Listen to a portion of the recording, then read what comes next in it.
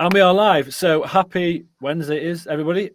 Today we have got the awesome Mr. Simon Moger. Got his surname right for once. Yes. He's going to kindly take in 20 minutes out of his day to discuss the success and his experience working with us in the 1% Blueprint. Simon actually finished, would have been, what was to say now, about five weeks ago now. So it's always good to have a chat like this as well, because you can see someone post-program after a little bit of time. Before we jump off, Simon, just want to introduce yourself, who you are, what you do.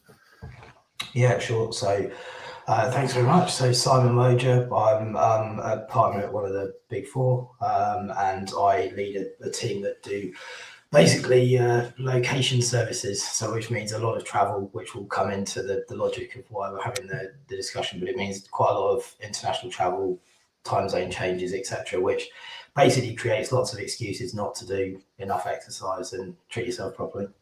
Cool. And then also busy dad, family as well, all those demands too. Yeah. So I've got two daughters who are 10 and 11, and my wife, and we've got a pretty busy home life. We've been renovating a house. We've got both kids pretty active, so there's always sports matches and everything else you've got to try and fit in, and dance and drama and everything else. So yeah, I would say a pretty standard setup, which probably most of us will have to face, is juggling life and two careers and everything else. All the good stuff, right? Cool. Well, thanks for the introduction there, Simon, just to give people a sense of who you are and what you're about. That being said, let's rewind, call it sort of 3 months into the past. You'd been, I think, seeing and consuming a bit of my content for a little while. You'd seen a couple of maybe ex-colleagues or, sort of friends of friends maybe post about their experience. Then you decided to reach out and have a chat. What was your motivation for having the chat? What was going on back then that made you think, right, I want to have a chat with somebody like me and engage in a process? Yeah. So I don't know if you probably will remember the now somewhat amusing story, which was, we were on a family ski holiday, and my youngest daughter, who was 9 at the time, was skiing behind me anyway. Lady crashed into her, and I sort of turned around and saw that this had happened, went back, picked her up. Are you okay? Blah, blah, blah. Took off. We went down, we sat down, had a hot chocolate, and she said, "Oh, thanks very much for not being cross with me." And the reality is, whether you think you're like that or you're not, I felt bad, right, that she might even think that, which means there's typically no smoke without fire, right? So if I'm honest with myself, there's definitely rationale for why she would have felt like that, right? So that was for me the sort of realization point that I wanted to make some changes that I was probably hiding a bit from myself on. And that was in like late March, early April. And then so I'd gone to the acceptance point, and then actually one of the guys who I work with had been on the program, and he posted something, and that resonated, and that then led to a conversation. But there was probably a 2-month gap in between me being prepared to acknowledge what I wasn't happy about and getting there. And I mean, the funny part of that story now is that in around when I started, I was talking to my youngest daughter and saying, look, one of the reasons I'm doing this program is because of what happened when we were skiing, and you said this to me, and that really didn't make me feel good. It did not make me want to, I wasn't being the person I wanted to be, the dad I wanted to be for you. And she said, oh, I just didn't think you saw what happened. I thought you must have thought I crashed into her. So it wasn't actually even a big deal for her.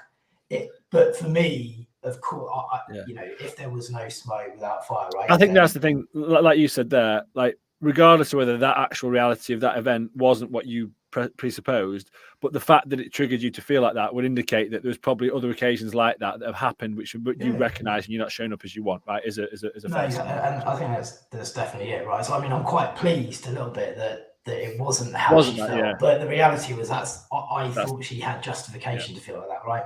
And so that for me was the trigger to then actually pull the socks up a bit and get on and make some changes, right? And there was all sorts of things, right? Typical, we're really busy each weekend with family stuff.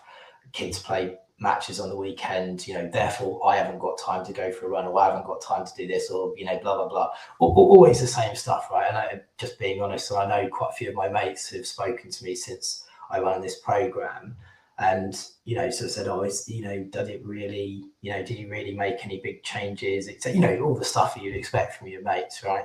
Hey, you're looking a bit slimmer, which is annoying because we like to take the mickey out of you for being fat, right?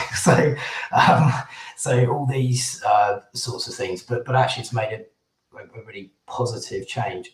it's still work in progress, right? It's not a magic pill, but what it is it does enough to make you recognize the benefits of the change.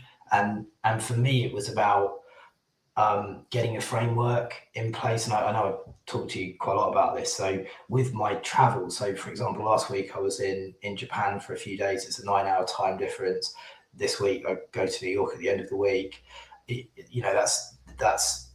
That's just messes with your body, right? You're on a flight. You typically eat crap if you're on a flight. You eat in the lounge, then you eat on the flight because you can. All that sort of stuff just knocks on, and then you're tired, so therefore you don't do the exercise. And if I'm not exercising, then I'm more grumpy. Right, I know that for my wife will tell you that, possibly in a comment in here. So that for me was just, how do I get out of that rut? Yeah. Mm-hmm. And when I started, my immediate reaction, it's been quite nice to see a few of the other guys on the group have said the same, is just before I started, I was really worried about failure. Like, but can I really do it? Can I commit? What about my travel? What about my home life? What about all these busy things I have? Because suddenly you think you're the only person who's dealing with it, right? And those things, it fitted with what I wanted to achieve. And maybe the best thing about it for me was realizing that it wasn't about being perfect. So if I didn't have time to go for a 5K run, by the way, a 3K run is better than a no run. Yeah. But I wasn't going for a 5K run because there was no time. But now I've got a little 3K run I'll do with the dog, because I can get that done, be back, be showered, be in front of my desk within half an hour. And if you're traveling and you're in a hotel room, well, I can't go for a 3K run, but what else can you do? Yeah. And it's having that, it's a bit like there's a hole in your bucket, but just staggering down and parking the ego a little bit. And we're just talking one specific thing around exercise here, but it shows you the narrative of I don't have time.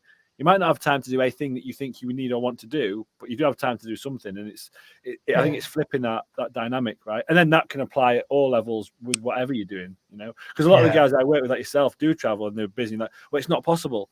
Is it? Is it not? Like, and then you can start to challenge those assumptions and recognize that it is possible, right?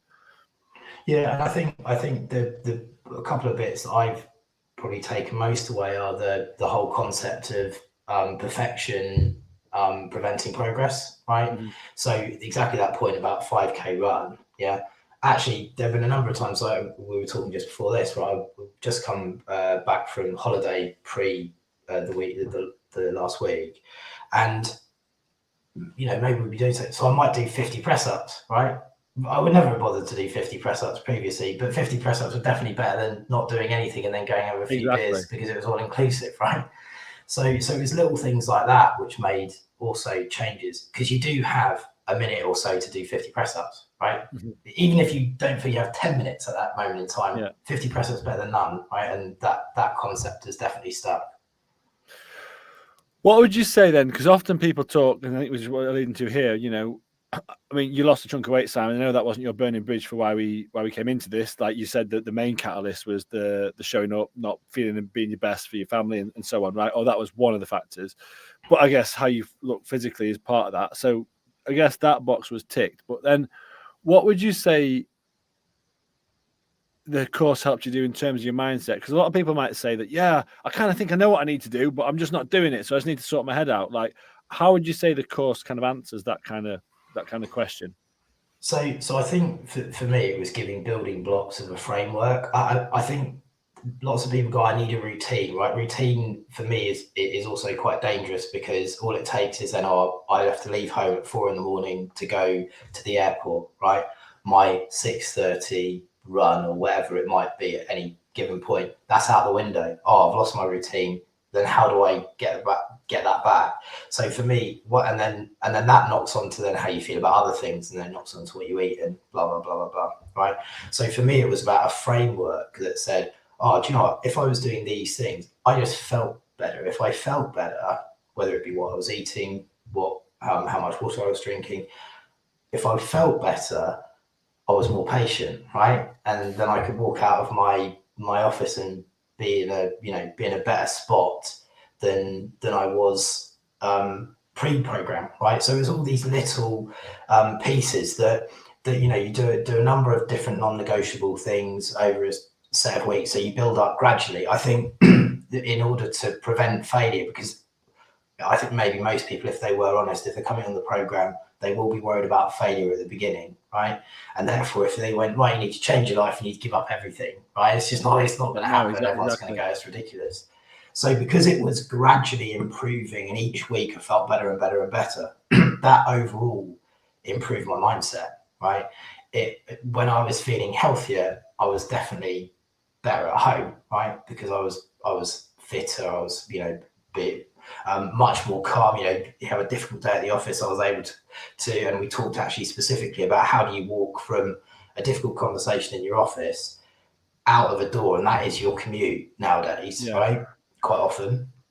How do I get in the right frame of mind then to be able to walk into the kitchen where there's a scrap going on between the two kids about such and such taking my pen or my ruler, or, you know, which is quite annoying, by the way. Yeah, it's still quite annoying. But how you deal with that? I give there, it's like, you know, you walk through the door, and, you know, I've got young kids, a bit younger than yours, but not the similar ages. And like one of them, they're having dinner with your wife, whatever, and they're having the tea, and one of them chucks a ball of pasta at the wall. And then you could laugh or you could shout at them. And I think for me, that's what we're talking about. And it's been able to be in that state where you are non-reactive and doing that. And then I think what you're saying here, Simon, and I'm putting words in your mouth, but it's like, well, how do you create that state? It's not one magic fix. It's the cumulative effect of all the things that you are doing en masse, day to day and week to week, right? And yeah, there's stress management tools. Yeah, there's mindset tools. Yeah, there's sort of practical things, but also physically and behaviorally, what you do. Because to think this and this isn't linked, I'm pointing my body here, is just madness. And so it's not this fixes everything here, and it's not this fixes everything here either. I think it's the cumulative effect of all those things. So then when you walk through that door, you are more grounded and present because you've A, appropriately managed your headspace, but B, you're taking care of your own well-being, both physical and mental. Does that make sense? I put loads of words in your mouth. Yeah, no, and it is, and I think the most important thing for people to realize, well, it is a journey, right? So I think I was quite fortunate, you know, had a good group, and actually I felt I went through a really good period for the whole process of the course. There are a few guys who went on holiday during the course, and having been on holiday recently myself, of course, that is difficult, right? And it is a holiday, and you want to be able to lay your head down and do whatever you want. Yeah. And I had other challenges in terms of work travel, but so you do adapt. But mine was consistently sort of a week on week was a step up. But by the way, lots of people in that group did have a drop week, because for whatever reason, someone got injured, someone went on holiday, all these things. And I think what it did was, when everyone came back, they were like, but I'm ready to get back now. Whereas previously it might have been, I've had a bad week, I've got another bad week, or I'll start next week, and I think what it does give everybody is that opportunity to come back to a framework, which is why I don't want to use the word routine, to say, okay, I do want to be eating healthier, I do want to be doing this, I do want to be doing that. And that was a massive shift, I think. And something you mentioned there, you talked about the failure, will I fail? And something I'm absolutely explicit about to everyone is you all will. Quote unquote fail. It will go wrong, things will mess up. Like you said, you'll have good things like holidays. Sadly, a couple of guys in the program recently, we've had some bereavements and things. Now, I would never wish that on anyone in a million years, but it's going to happen outside of us working together. That is life, unfortunately.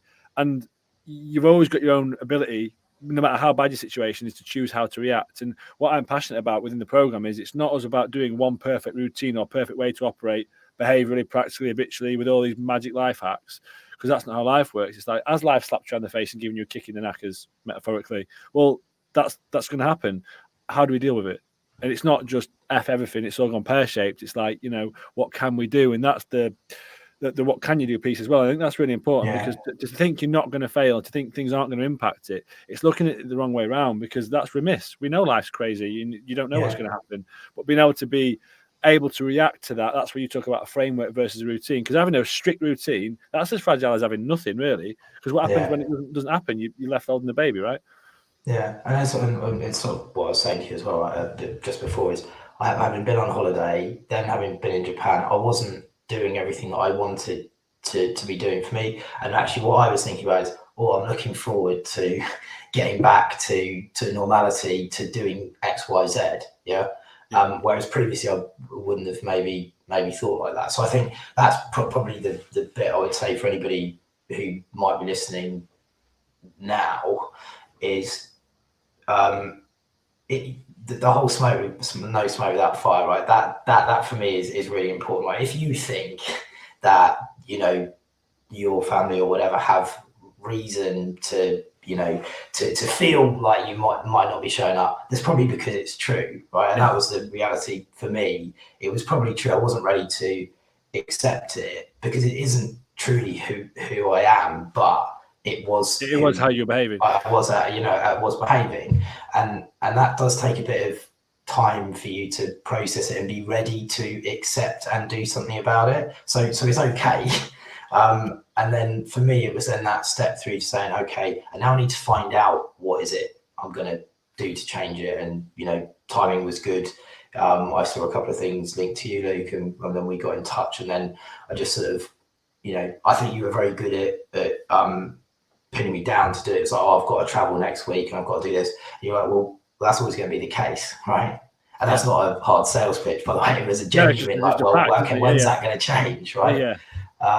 So for me, it was just, that was a good start. I'm pleased that I sort of bit the bullet and just got on with it, because actually it did make really material changes. And having not been on the course for now 5 or 6 weeks, whilst I'm still definitely in a better place than I was pre-course, I would say there are definitely things that I need to hold myself more to account for again that I'm maybe not doing, because I didn't think, oh, that's not a big deal for me. Well, it turns out that if I keep saying that to lots of little bits, I end up almost back where I was. So I would just say it's been, without being over dramatic, it's been pretty transformational for me personally, and for you know, for my home life in particular. It's not perfect either, right? I'm not by any means the finished article of this, but I'm on the right journey. And you still fall back, but you have a better framework of getting yourself back up again. And you're now conscious of that as well, right? And also that those loops that you might have said where you go, oh, balls to everything, you come back from a stressful week at work week in Japan or whatever, you've had a fun holiday, like that will impact your frameworks, routines and stuff. But then it's like, right, let's go. And also be conscious of, okay, well, I'll let that slide a bit. Now you'd have just, maybe historically that had just slid. Now you go, oh, I've now joined the dots. I know that's important. So what do? We bring it back in without the judgment. It's like, what can you do when you roll on? And something you said there, and it's something that it's that they talk about in AA, which is I'm not saying you're in AA, by the way. Just it's that if you think you've got a problem, you've got a problem, and I think like that's it. And it's just being able to recognise that and come to that conclusion. I think that's what you're speaking about then. And well, look, Simon, I know we're coming to time. I know you're a busy man, so I don't want to take up too much more of your time. You kind of touched on this already, but I'll just ask it explicitly. Like, let's say someone's watching this, maybe one of your colleagues, someone in your network or whatever else, and they're thinking, oh, I don't feel quite right, you know, considering talking to a coach, but they're on the fence, whether it's me or anyone or a kind of process like this. What would you say to somebody like that? I think the reality is, right, and the nice thing for me is I was in a group of people who were in a very similar sort of spot. I mean, different challenges. Some people had kids, some people didn't have kids, you know, all that sort of stuff. But still, you're in a group of people who actually you go, oh, and you could see how people were performing over the periods of weeks, and what they had to say when we were in a group call about, you know, there was someone in week 5 when I was in week 1, and I was like, wow, look at how they've tracked, look at the results. So you will, in my experience, at least in the experience of all the guys in my group, you will see results, and it is quicker than you think, and you start feeling better quicker than you think. So I would say, if you're thinking about it, and if you've got concerns about your own, how you're behaving, whether that be with friends, work, family, doesn't matter, I would reach out and have a discussion, and you know, you'd be surprised how many more people have been in your shoes. Yeah, I think that's a really important one to say. That I think sadly there's lots more guys out there in not dissimilar situations than you think you would. You know, on LinkedIn and social media, all looks great, and we peel back the onion a little bit and go, oh, not so much. But then I think, like you said, the first step is acknowledging that, and once you do that, then you can get your hands dirty, which is what the process is about. Well, look, Simon, really appreciate your time today. Thank you very much. I'm sure anyone watching this has got a lot out of it. If anyone watching this is interested in having a chat, like what Simon said resonated, and they'd like a bit more information, drop me a note in the comments or drop me a DM. I'd love to have a conversation, see how I can help. On that note, Simon, absolute pleasure as always. You know, I think you're a legend. Thank you for your time. Everyone else, have a great week, and Take care. Thank you. Cheers, See you guys. later. Cheers. Bye-bye.